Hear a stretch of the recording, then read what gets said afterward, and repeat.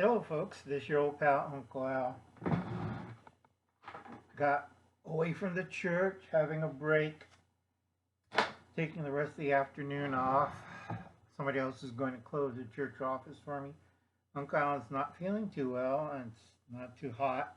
And plus I get a lot of questions and emails and stuff like that and I get tired. I have a lot of questions from preppers who live in mobile homes, and a lot of them are living in what you call pre-manufactured homes. Those, I tell them, is like a regular house. You just have to take precautions. But if you're living in a trailer or a mobile home, you have to take certain precautions like an apartment. Now, you're in a mobile home, only thing you have to worry about is tornadoes. You don't want to do like Dorothy and the Wizard of Oz. You know, and him. So anyway, get my purple drink out.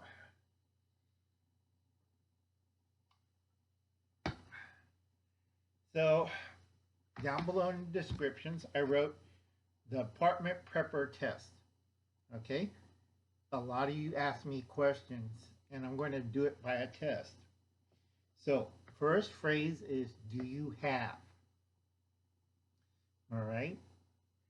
Do you have 10 gallons of water? I always repeat this one because I've seen a lot of people doing because they're in a small apartment or studio apartment or regular apartment, doesn't matter. Do you have 10 gallons of water? And most of the time I see people having these kinds of bottles of water in flats. The only problem with that, yes, if you drink it, it's fine, but you got to drink 8 of them in one day. So you figure out, do you have 10 gallons of water? So you drink 8 of these a day, you don't have that much water. I tell a lot of people you should have a Nalgene bottle, either narrow tip or wide mouth, and you put your water in it. This one will hold 2 of these. Okay, this is your personal water supply. I keep telling people this, they look like I stepped on their cat. I didn't step on your cat. And YouTube's kind of messing up with my volume on my mic because normally I speak really loud. Okay, so you should have a Nalgene bottle. Most of the time I tell people the easiest way to get 10 gallons of water is a food safe plastic or a liter bottle of your favorite soda, 2 liters. And this one, I have to show it again. It's like non-stop. I can't see it sometimes. Right here. See that? 1 gallon, 3 liters. Okay? So you get a bunch of 2-liter soda pop bottles and fill it up with water. Not rocket science, folks.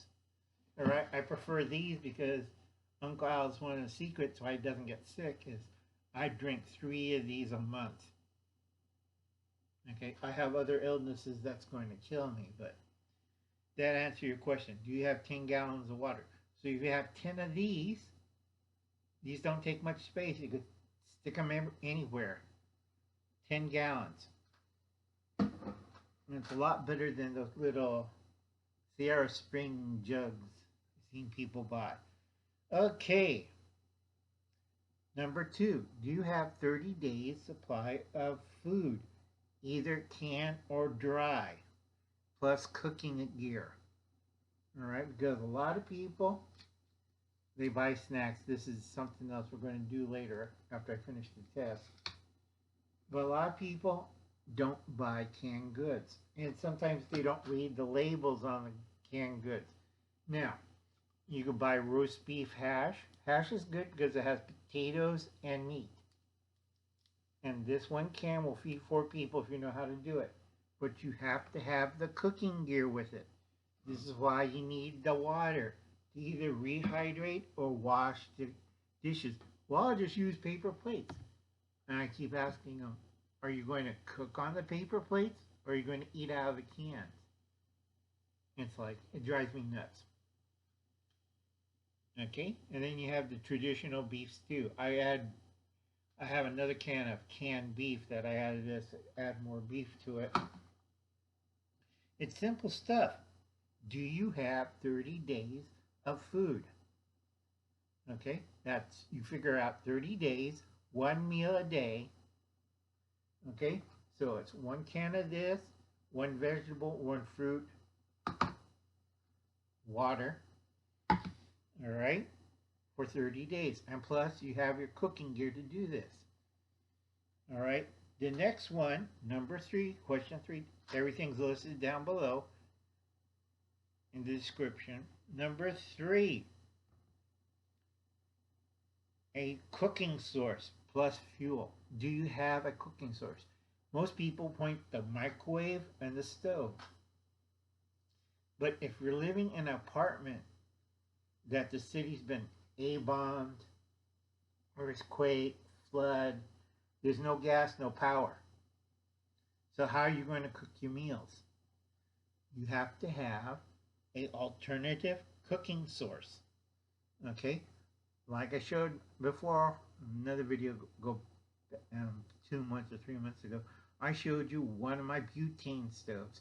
I have a propane stove. I have 3 butane stoves. Okay? I'm paranoid. I know how to cook. All right? I have a propane stove, a 2-burner, a 1-burner, a single burner. Okay? I have a camping stove. I have a backpacker stove. I have an alcohol stove. I have even sterno stoves. All right? What's your alternate cooking source? All right? From making a simple cup of tea to warming up your food, you got to figure that one out. And a lot of people look at me like I'm going and stepped on my cat again, stepped her kittens too. No, I'm doing the truth. So you're in an apartment with no electricity, so you can't use the microwave, no gas, you can't use the stove, or electricity if it's electric. You're really screwed there. Okay? And a lot of people say, well, if I have one of those solar generators, I could run my stove. Yeah, for about 5 minutes and it goes dead. It takes too much power. All right? And worse, you're running a generator inside your house or your apartment. That carbon monoxide poisoning. So I tell a lot of people, think ahead.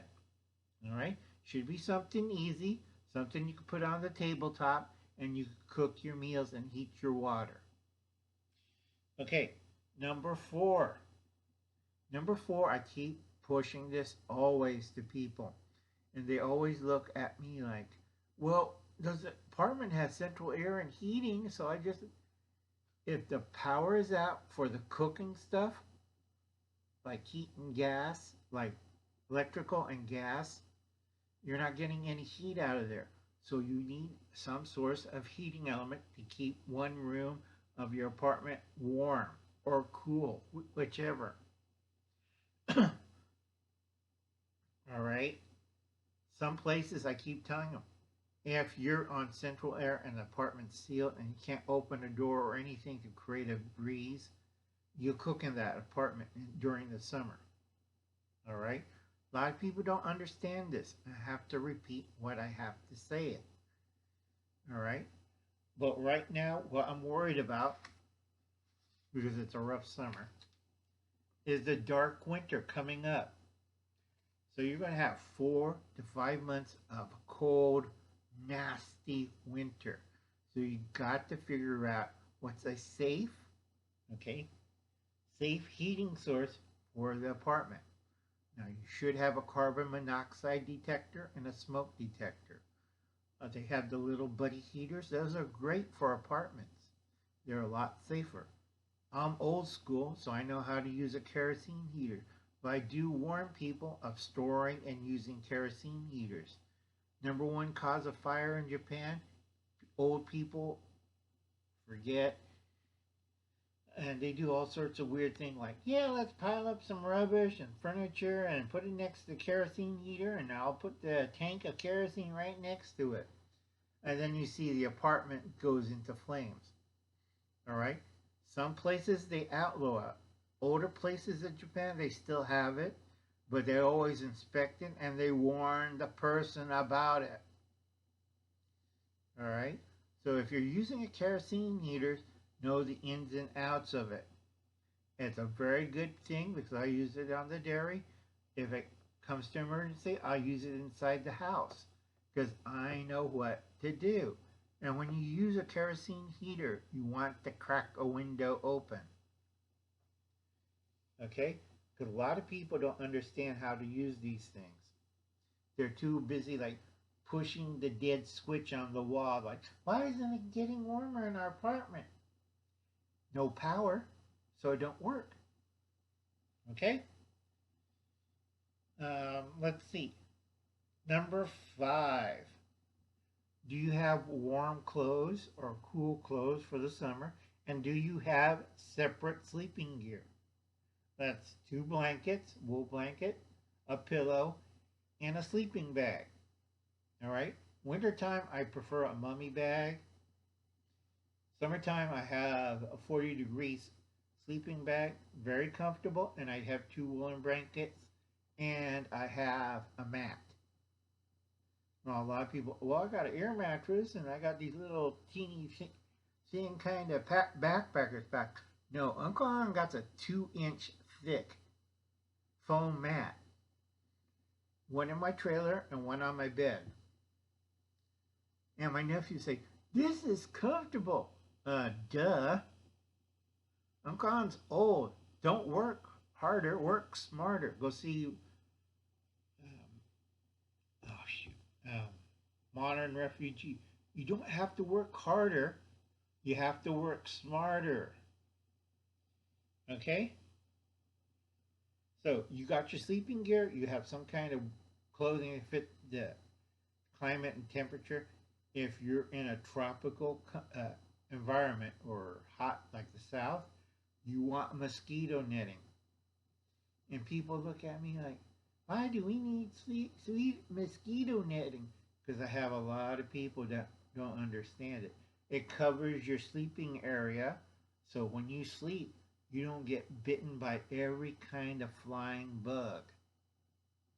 They do have it on Amazon. It's a sleeping net tent. It's very cool. You get a nice cool breeze. You can set up in your living room in your house, and you can sleep in that. If you don't, you'll find out. Okay, because AC's off, so you have to open the windows to keep nice cool air coming into the apartment. And it depends on what floor you're at. You're going to bring in lots and lots of bugs. Okay? I hope you could hear me because YouTube's been playing with my volume again. Okay. Do you have a blackout kit? Okay, because this summer and this winter, the dark winter, we're going to have blackouts, power loss. Okay, you should write this down. That's the question 6. Do you have a blackout kit? A lot of channels, survival and prepping, already did this. The old timers did. And we told you some kind of flashlight, okay, some kind of lantern, either fuel-based battery or whatever, for long burning hours for a general area, and then candles as a last resort. Okay? Still people don't understand why you should have a blackout kit. Well, when the power goes out, you're going to get a big surprise. Now, if you're living in an apartment and part of your blackout kit is having a blackout plan, is to eat everything out of the refrigerator first and freezer next. Why? Because those go bad quickly. So you want to construct your freezer with either 1 or 2 liter bottles of ice. Water bottle filled with water and froze. That way, it'll keep your freezer colder. Refrigerator, you take one of the extra ice bottles and you put it in the refrigerator and keep it cool. You want to clean and cook everything out of there. Okay? Because you only have like less than 24 hours. Even if you have a Generac, you know, little solar generators, they'll keep it going for maybe a day or two. But if you can't recharge it or something else worse happens, the fridge is gone. Same goes with freezers. Okay? I keep it very sparse on my deep freezers, and I have wire baskets. And thanks to Palmetto Palmetto Prepare, you know, sorry, Anthony. It's one of those days.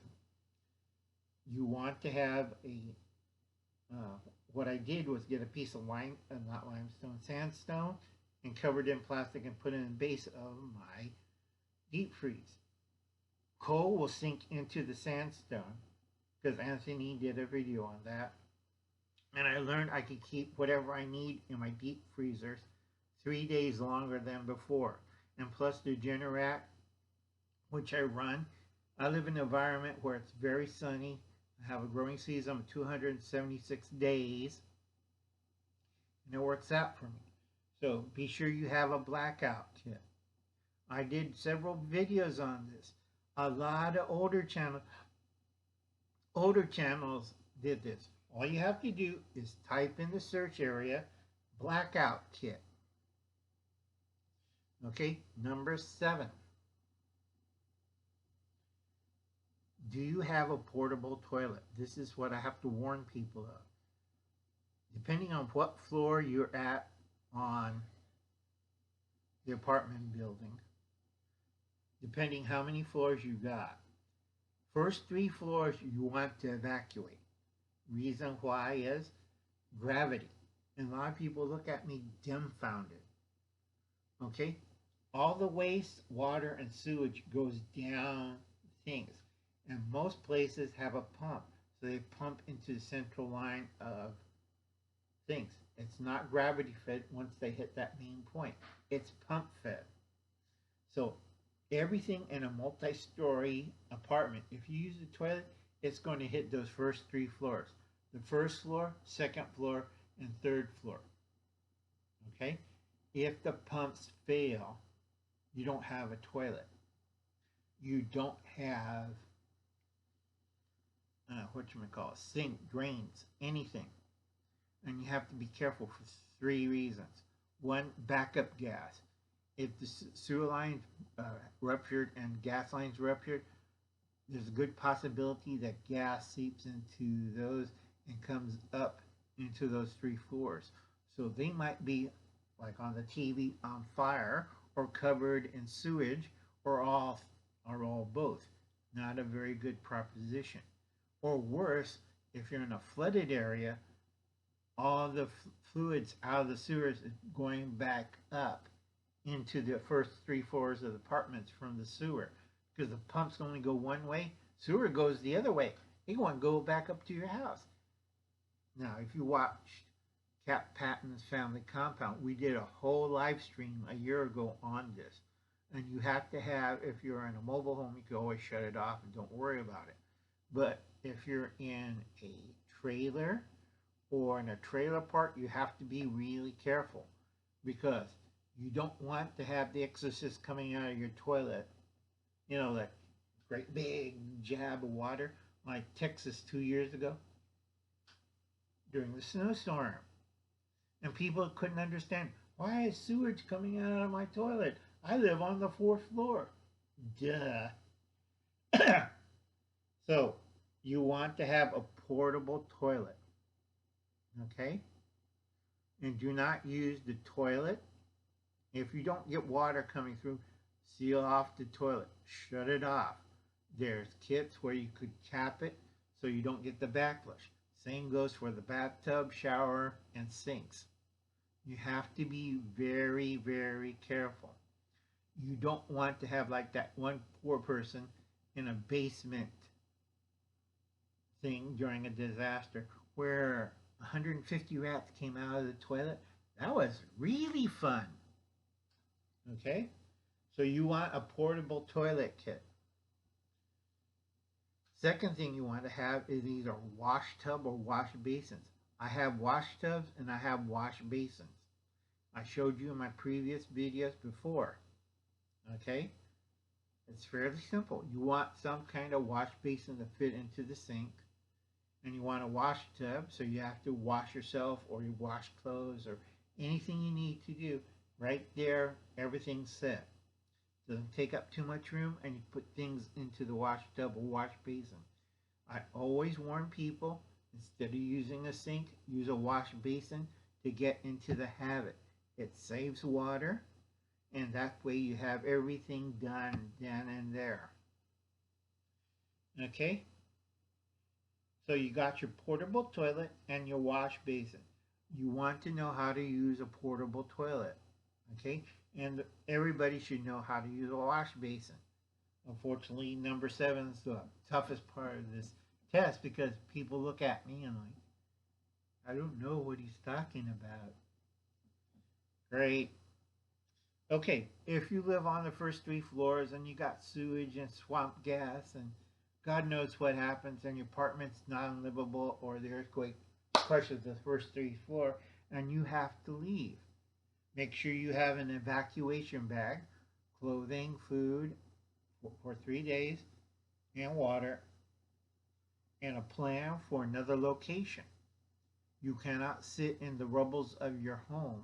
You better have a plan for it, like go to a hotel, go to a safe house, go to relatives, leave the area. Do not stay in the area of the damage.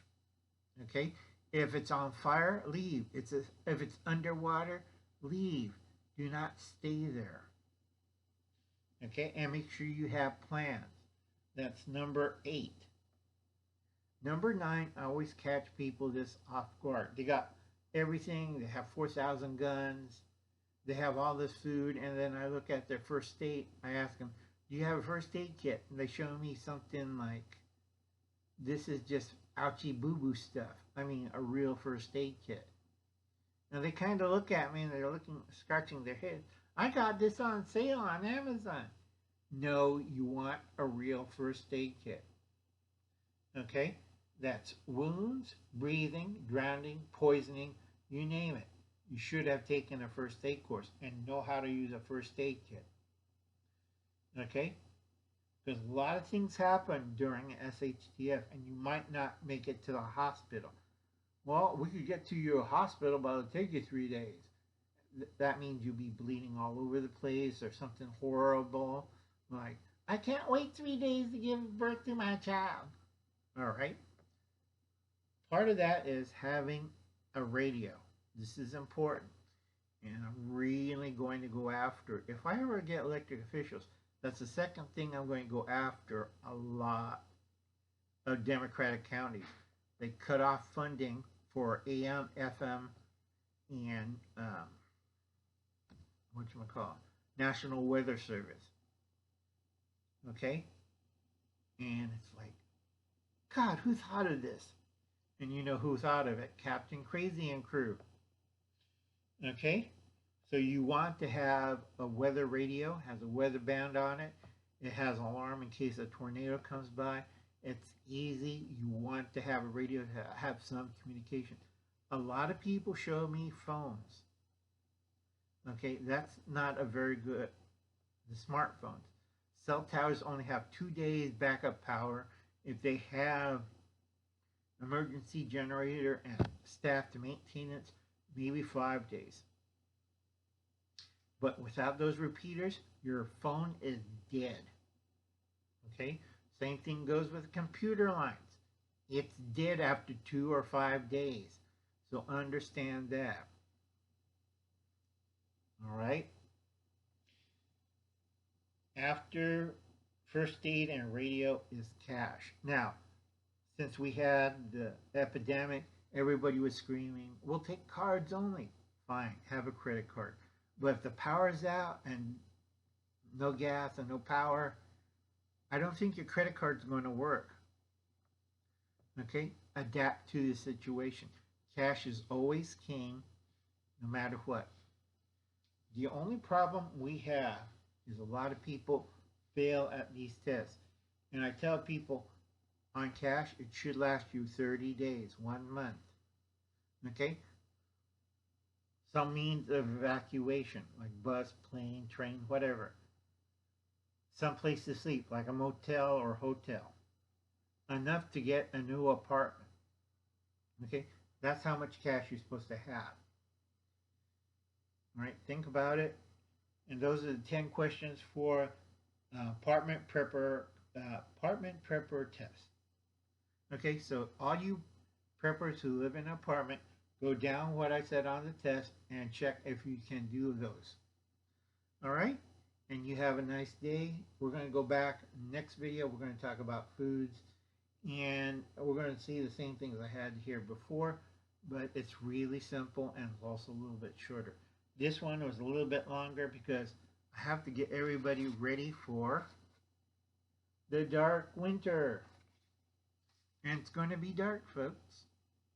I'll see you later. You have a nice day. I'll be seeing you. Bye now.